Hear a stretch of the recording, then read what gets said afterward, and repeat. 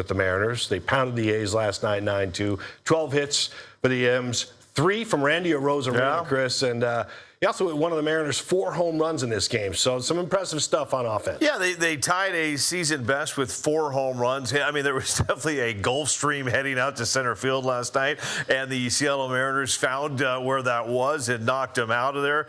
Crawford with his 7th home run of the season. Dom Canzone continues to rake. Luke Raley with a 2-run home run. It was good to see everybody pretty much out there doing their thing. Randy Arozarena, there's Luke Raley right there knocking him deep. And this is against an A's team still in first place in the American League West. So you want to get down there to Sacramento and take care of the A's, and they do so, Paul, in game number 1. But hang on, Bryce Miller, we got a little drama. It is called Piggyback 2.0, Paul. Yeah, you know, the Mariners got a strong start from Luis Castillo. He threw 4 scoreless innings before giving way to Bryce Miller, who threw the final 5. It was the second of the piggyback starts with Miller and Castillo swapping roles this time. And, you know, I'll just, before you get going here, I'm not a fan of the piggyback thing, and I know maybe I'm in the minority, but when I see Castillo getting all worked up and the fact that when you got a guy throwing 4 strong innings and he's just rolling, but your other guy's warmed up and ready to go, you can't have him sit because his arm is ready to go. It's a tough deal. Dan Wilson kind of painted himself into a corner, but this is the hand they've been dealt. And I'm a fan of, I mean, I can just see Castillo, he had it going on. He really did. Well, here's where a lot of people are at, and Paul, you're not alone. We talked about Piggyback 1.0 last week. Nobody seemed to like it. Piggyback 2.0, a lot of people upset. And Paul, here's paper right here. On paper, Piggyback 2.0 is working great, but you can take that paper and you can just throw it away. Because here's my issue with this, Paul. Sure, when I say on paper, Chris, why is it working? I should explain that. Well, I mean, Piggyback 2.0, not only do you get the win, not only do you get to rest your bullpen, Paul, not only does this help out your entire pitching staff. Once again, did you get the win? Yes, you got the win. These guys are pitching great. Luis Castillo, probably his best outing of the season. Sure, it was only 4 innings. Bryce Miller looked great for 5 innings, got the win, his first relief appearance ever. Piggyback 1.0, pretty good numbers as well. They lost that game, but you look at these two. They've got now 16 innings, I think, and given up 4 runs in those 2 games. So on paper, yes, Paul, it is working. Where it is not working, where I'm having big issues right now, Paul. Why is Dan Wilson spending a half an hour to talk to Luis Castillo, who is obviously pissed off that he was pulled after the 4th inning? And Piggyback 1.0, Paul, Bryce Miller, upset in the postgame. He talked about it with Brad Adam last night. We'll hear from that sound.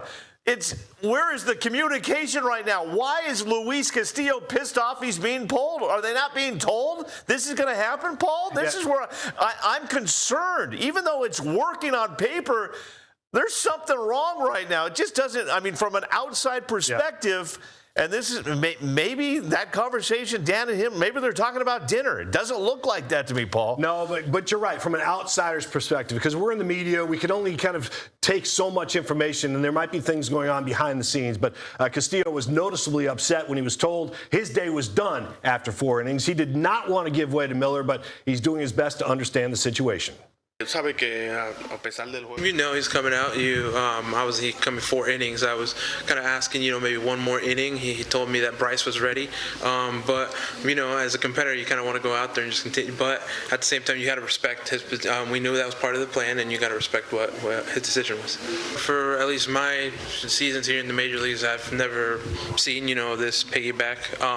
But it's something that you'll eventually get used to. All I got to do is continue working and just doing what the plan that they set up for us. All right, and once again, Paul, we don't know all sides of the story, and it did work in this game. Give a lot of credit to the Mariner bats. I would love to know what the exit plan is here. What happens if this is a tight game? What do you do in the 9th inning with this piggyback? Is this what you're going to do all season long?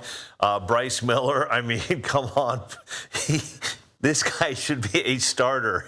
He is one of your 5 best starters on this rotation. What he is throwing right now, Paul, we're seeing the numbers. He's over 98 miles an hour. I mean, he's arguably maybe your 1-2. He's going to want a contract. He's going to want some money. He does not need to be in the bullpen right now. I'm tired of this. Have a conversation with the Rock, Luis Castillo. Just make him a reliever and make Bryce Miller a starter. That is where I'm standing right now.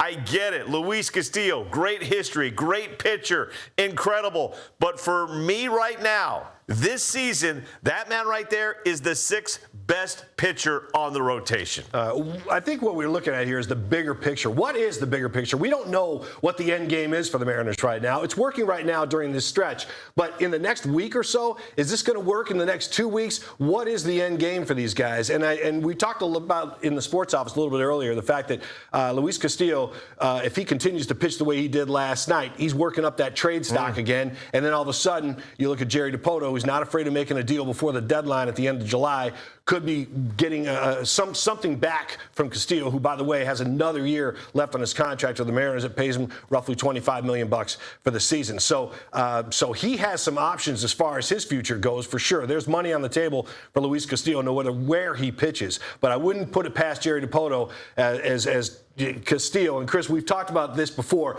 Competition brings out the best in people. Yeah. I mean, it was only a matter of time before a veteran like Castillo was going to say, hey, enough already. I'm going to show you guys I can still pitch. And we saw a little bit about that last night. No, you said it. And the Seahawks have made a living off of this. You could go from McDonald to Pete Carroll. It's all about competition.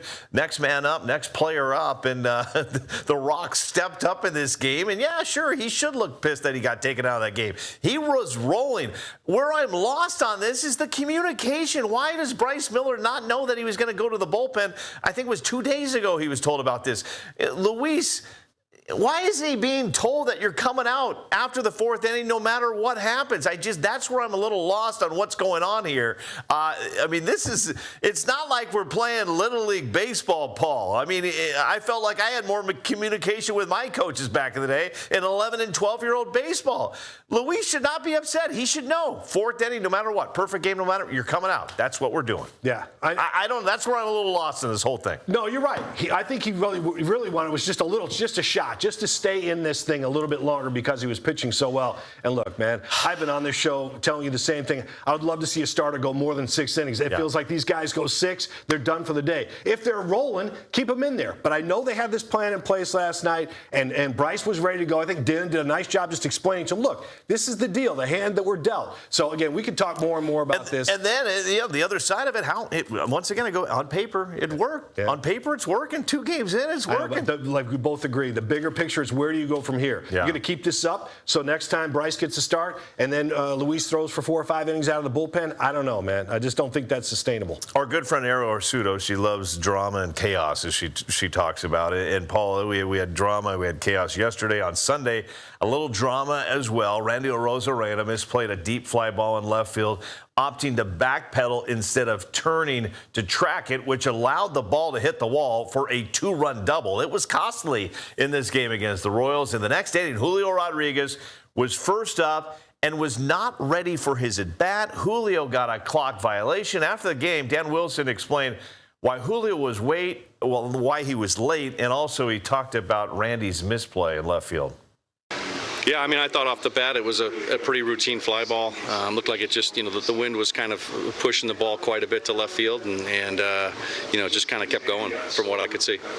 Yeah, what happened with Julio? Why was he late to getting out to the plate there? It seemed like they got the pitch clock timer on him and everything like that. Yeah, I don't know what had happened in the dugout. I think he was talking to somebody, about defense or something that happened in the field, and just didn't get up there in time. Talking about defense or something. Paul, I'm speculating. I was not in the dugout. I did not talk to Randy Arozarena or Julio Rodriguez after this game. But I'm thinking Julio was having a conversation with Randy Arozarena, and I'm not upset with this at all. I'm not upset with this drama.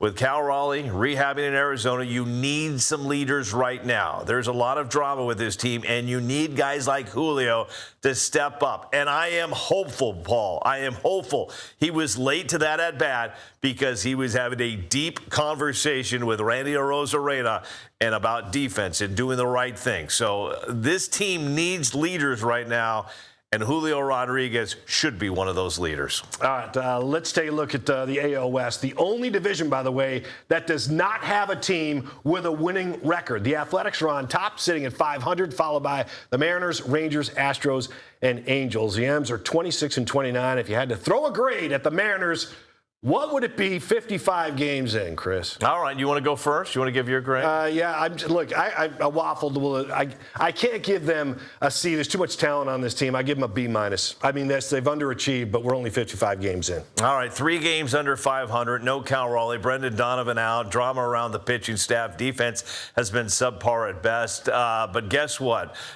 They're only a game and a half Optimism. out. Only a game and a half out. Remember when teachers would grade on a curve? Basically, you're getting graded on how all your classmates do. If I were grading the Mariners on a curve, I'd actually give the Mariners a B or B+. There are only 5 teams in the American League right now that have a 500 record or better. The A's sitting at 500. Now, if we're not grading on a curve, then I would give this team a C+ right now. But that's the great thing about baseball. The second semester grades are much more important than the first semester. You get that GPA up to an A or A- in the second semester. No one cares about that C+ you got in the first semester. If I was a teacher having a parent conference right now with Dan Wilson, stack up some wins, win some series, and communicate better. Can't have guys surprised that they're coming out in the 4th inning or pitching from the bullpen. Just can't happen. Communicate, consistency. That will help get these grades up a little bit. Holy crap. Hey, could you throw that screen up again? I completely lost what he was talking about. What is Chris grading the Mariners? Here we go. I've given him a C+ with no curve. B+ with curve, C+. How come you get like 6 grades up there? Well, I'm going with a curve and no curve. The American League stinks right now, Paul. You don't have to be great. You just have. This is like why I wouldn't take AP classes, because I want to be with all the kids that are getting the B's and C's, and then all of a sudden you look pretty smart. Listen, man, like I said, I just needed to have the graphic up. I needed some black and white in front of me. There's no D's or F's. No D's or F's All there. right, man, way to go. Through the curve, through the semester. Remember the curve? School's almost out, Chris. The kids don't want to hear about those grades. Do they even do the curve anymore? I don't even know. I think we're dating ourselves. Probably. Hey, throw that back up. Let's give Joel Knipp a quick shout out, because I know we got to get to the break. But Joel is looking at what was that, a C-? I thought you were pretty harsh there, buddy. Well, I mean, they've underachieved. There's no other way to put it. Like, they've been horrible this year. They should be so much better. They're coming off winning the AL West. I know Chris is going on the curve, but you can't go by the curve. You got to go by what they did last season. Chris put up 8 grades, so he's covered, Joel. You understand that, right? He's completely covered. Too many errors, too many bad throws. The hitting hasn't been very timely. They've been spotty. I mean, eventually they'll warm up. They always do.